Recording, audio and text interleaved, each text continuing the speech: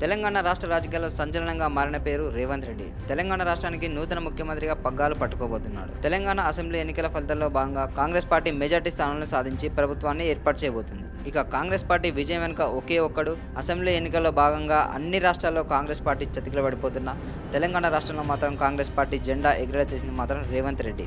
ఎన్నికల నోటిఫికేషన్ రాకముందు నుండే రేవంత్ రెడ్డి వ్యూహాలు మొదలుపెట్టారు. రాష్ట్రమంతా పర్యటించి కాంగ్రెస్ పార్టీని గద్దెనెక్కించడంలో రేవంత్ రెడ్డి కీలక పాత్ర పోషించారు. ఒకవైపు బీఆర్ఎస్ పార్టీ, మరోవైపు బీజేపీ పార్టీ. ఈ రెండు పార్టీల మధ్యలో కాంగ్రెస్ పార్టీ గెలుస్తుందా, ఆ పార్టీ పోటీని తట్టుకోగలదా అని చాలామంది అనుకున్నారు. కానీ అసెంబ్లీ ఎన్నికల ఫలితాల్లో కాంగ్రెస్ పార్టీ హవా ముందు ఆ రెండు పార్టీలు నిలబడలేకపోయాయి. కాంగ్రెస్ పార్టీ హవా కొనసాగడానికి ఒకే ఒక్క కారణం రేవంత్ రెడ్డి. అసలు ఈ తెలంగాణ రాష్ట్రంలో కాంగ్రెస్ పార్టీ గెలుస్తుందా అని చాలామంది అనుకున్నారు.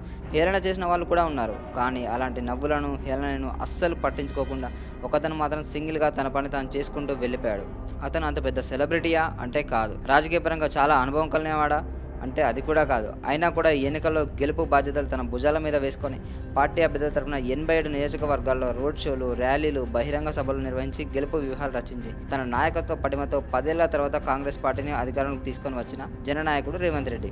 2023లో మాత్రం కాంగ్రెస్ అధికారంలోకి వస్తుంది అంటూ బల్లగుద్ది మరీ చెప్పారు. చెప్పడమే కాదు, అది నిజమేలా చేశారు. ఒక సాధారణ జెడ్పీటీసీ స్థాయి నుండి ఏకంగా తెలుగు రాష్ట్ర ముఖ్యమంత్రిగా బాధ్యతలు చేపట్టబోతున్నారు.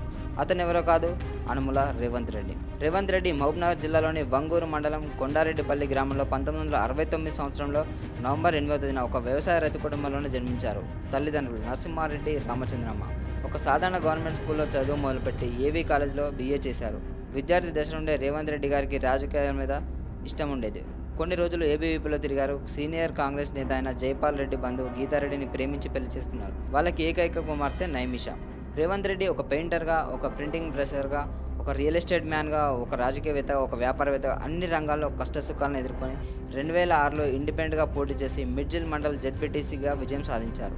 2007లో మహబూబ్నగర్ స్థానిక స్థానం నుండి ఇండిపెండెంట్గా పోటీ చేసి ఎమ్మెల్సీగా గెలుపొందారు. ఆ తర్వాత 2008లో తెలుగుదేశం పార్టీలో చేరారు. 2009 తెలుగుదేశం పార్టీ తరఫున కొడంగల్ నియోజకవర్గం నుండి పోటీ చేసి ఎమ్మెల్యేగా గెలుపొందారు. 2014 రెండవసారి కూడా కొడంగల్ నియోజకవర్గం నుండి ఎమ్మెల్యేగా పోటీ చేసి గెలిచారు. 2014-17 టీడీపీ ఫ్లోర్ లీడర్గా పనిచేశారు.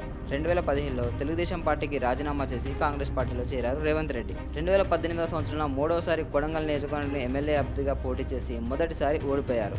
ఆ తర్వాత 6 నెలలకు జరిగిన పార్లమెంట్ ఎన్నికల్లో మల్కాజ్గిరి నుండి పోటీ చేసి ఎంపీగా విజయం సాధించారు. తక్కువ సమయంలోనే రేవంత్ సత్తారు గుర్తించిన హైకమాండ్ కాంగ్రెస్ పార్టీ వర్కింగ్ ప్రెసిడెంట్గా రేవంత్ రెడ్డిని నియమించింది.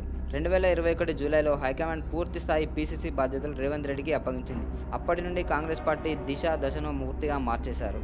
ఆ పార్టీ అధ్యక్షుడిగా కాంగ్రెస్ పార్టీలో ఉంటూ పార్టీలో ఉన్న నాయకులందరికీ దూకుడు నేర్పించారు. అప్పటి వరకు కాంగ్రెస్ పని అయిపోయింది అనుకున్న అందరూ షాక్కు గురి చేసేలా కాంగ్రెస్ పార్టీని రేసులోకి తీసుకొచ్చారు రేవంత్ రెడ్డి. బీఆర్ఎస్, బీజేపీ పార్టీల నుండి ఎన్ని విమర్శలు వచ్చినా కూడా వారికి తిరిగి కౌంటర్లు వేస్తూ సీనియర్లను, జూనియర్లను కలుపుకొని ఎన్నికల నోటిఫికేషన్ రాకముందు నుండే వ్యూహాలు రచించి రాష్ట్రమంతా పర్యటించేలా ప్లానింగ్ వేశారు. హైకమాండ్కి ఇచ్చిన మాట నిలబెట్టుకుంటూ 10 ఏళ్ల నుండి అధికారానికి దూరంగా ఉంటున్న కాంగ్రెస్ పార్టీని తిరిగి 10 ఏళ్ల తర్వాత అధికారానికి తీసుకొచ్చి తన మార్కు చూపెట్టి తెలంగాణ రాష్ట్రానికి నూతన ముఖ్యమంత్రిగా ఎన్నికయ్యారు రేవంత్ రెడ్డి. డిసెంబర్ 7వ తేదీన ప్రమాణ స్వీకారం చేయబోతున్నారు.